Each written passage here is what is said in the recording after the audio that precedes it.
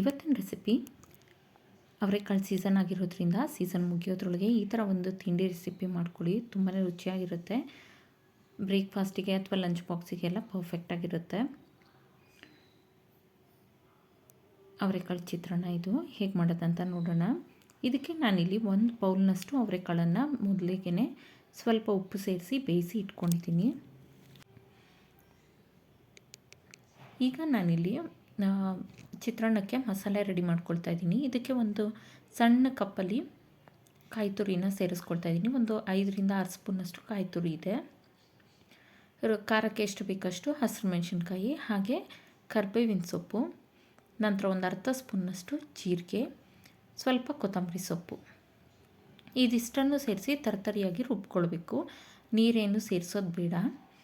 ತರ್ತರಿಯಾಗಿ ಈ ರೀತಿ ರುಬ್ಕೊಳ್ಬೇಕಾಗತ್ತೆ. ಈಗ ಮಸಾಲೆ ರೆಡಿ ಇದೆ. ನಾನಿಲ್ಲೀಗ ಒಗ್ಗರಣೆಗೆ ರೆಡಿ ಮಾಡ್ಕೊಳ್ತಾ ಇದ್ದೀನಿ. ಒಂದು ಕಡಾಯಿ ತೊಗೊಂಡು ಅದಕ್ಕೆ ಸ್ವಲ್ಪ ಎಣ್ಣೆ ಸೇರಿಸ್ಕೊಳ್ತಾ ಇದ್ದೀನಿ. ಎಣ್ಣೆ ಕಾದ ನಂತರ ಸಾಸಿವೆ ಚಿಟಪಟ ಅಂದ ನಂತರ ಇದಕ್ಕೆ ಕಡಲೆಬೀಜನ ಸೇರಿಸ್ಕೊಳ್ಬೇಕು. ಕಡಲೆಬೀಜ ಆಪ್ಷನಲ್ಲು, ನೀವು ಅವರೆಕಾಳು ಹಾಕಿರೋದ್ರಿಂದ ಕಡಲೆಬೀಜ ಸ್ಕಿಪ್ ಮಾಡ್ಬೋದು. ಹಾಗೆ ಇಲ್ಲಿ ಕಡಲೆಬೇಳೆ ಸ್ವಲ್ಪ ಸೇರಿಸ್ಕೊಳ್ತಾ ಇದ್ದೀನಿ. ಇದಿಷ್ಟನ್ನು ಕಲರ್ ಚೇಂಜ್ ಆಗೋವರೆಗೆ ಫ್ರೈ ಮಾಡ್ಕೊಳ್ಬೇಕು. ಸ್ವಲ್ಪ ಗೋಲ್ಡನ್ ಬ್ರೌನ್ ಕಲರ್ ಬರಬೇಕು. ನಂತರ ಇದಕ್ಕೆ ಒಣಮೆಣ್ಸಿನ್ಕಾಯಿ ಹಾಕ್ಕೊಳ್ತಾ ಇದ್ದೀನಿ. ಒಣಮೆಣ್ಸಿನ್ಕಾಯಿ ಹಾಕೋದ್ರಿಂದ ಫ್ಲೇವರ್ ತುಂಬ ಚೆನ್ನಾಗಿರುತ್ತೆ.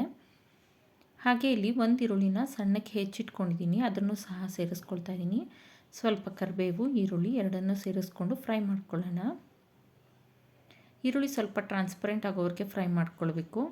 ನೀವು ಬೇಕಿದ್ರೆ ಇದ್ರ ಜೊತೆಗೆ ಕ್ಯಾರೆಟು ಮತ್ತು ಬೀನ್ಸನ್ನು ಸಣ್ಣಕ್ಕೆ ಹೆಚ್ಚಿಟ್ಕೊಂಡು ಸಹ ಹಾಕ್ಕೊಳ್ಬೋದು. ಹಾಗೆ ಈ ಬೇಯಿಸಿಟ್ಕೊಂಡಿರುವಂಥ ಕಾಳನ್ನು ಸಹ ಇದಕ್ಕೆ ಸೇರಿಸ್ಕೊಳ್ತಾ ಇದ್ದೀನಿ ನಾನು. ಈಗ ಇದಕ್ಕೆ ನಾನು ಏನು ರುಬ್ಬಿ ಇಟ್ಕೊಂಡಿದ್ದೀನಲ್ಲ ಮಸಾಲೆ, ಅದನ್ನು ಸಹ ಸೇರಿಸ್ಕೊಳ್ಬೇಕಾಗುತ್ತೆ. ನೋಡಿ, ಈ ರೀತಿ ತರ್ತರಿಯಾಗಿ ರುಬ್ಕೊಳ್ಬೇಕು, ನೀರನ್ನು ಸೇರಿಸ್ಕೊಳ್ಬೇಡಿ. ಇದಕ್ಕೀಗ ಒಂದು 1/4 ಚಮಚದಷ್ಟು ಅರಿಶಿನ ಪುಡಿ, ಹಾಗೆ ರುಚಿಗೆ ಎಷ್ಟು ಬೇಕಷ್ಟು ಉಪ್ಪು. ನಾನು ಕಾಳಿಗೆ ಮಾತ್ರ ಉಪ್ಪು ಹಾಕ್ಕೊಂಡಿದ್ದೀನಿ. ಈಗ ಗೊಜ್ಜಿಗೆ ಎಷ್ಟು ಬೇಕಷ್ಟು ಉಪ್ಪನ್ನು ಸೇರಿಸ್ಕೊಳ್ಬೇಕು. ಉಪ್ಪನ್ನು ಸೇರಿಸ್ಕೊಂಡು ನಂತರ ಇದನ್ನೆಲ್ಲ ಚೆನ್ನಾಗಿ ಮಿಕ್ಸ್ ಮಾಡಿಕೊಟ್ಟು ಲೋ ಫ್ಲೇಮಲ್ಲಿ ಹಸಿ ಸ್ಮೆಲ್ ಹೋಗೋವರೆಗೆ ಇದನ್ನು ಫ್ರೈ ಮಾಡ್ಕೊಳ್ಬೇಕಾಗುತ್ತೆ. ಈ ಥರ ನೀಟಾಗಿ ಹಸಿ ಸ್ಮೆಲ್ ಹೋಗೋವರೆಗೆ ನೀಟಾಗಿ ಫ್ರೈ ಮಾಡ್ಕೊಳ್ಬೇಕು. ಲೋ ಫ್ಲೇಮಲ್ಲೇ ಇಟ್ಕೊಳ್ಬೇಕು.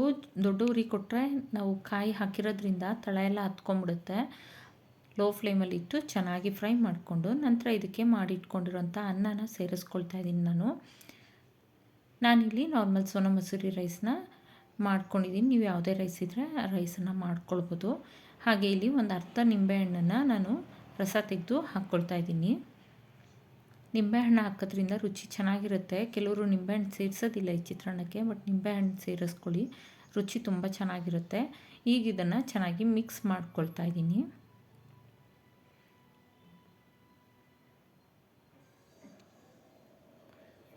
ಈಗ ಚೆನ್ನಾಗಿ ಮಿಕ್ಸ್ ಮಾಡಿದ ನಂತರ ಅವರೆಕಾಳು ಚಿತ್ರಾನ್ನ ರೆಡಿಯಾಗಿರುತ್ತೆ.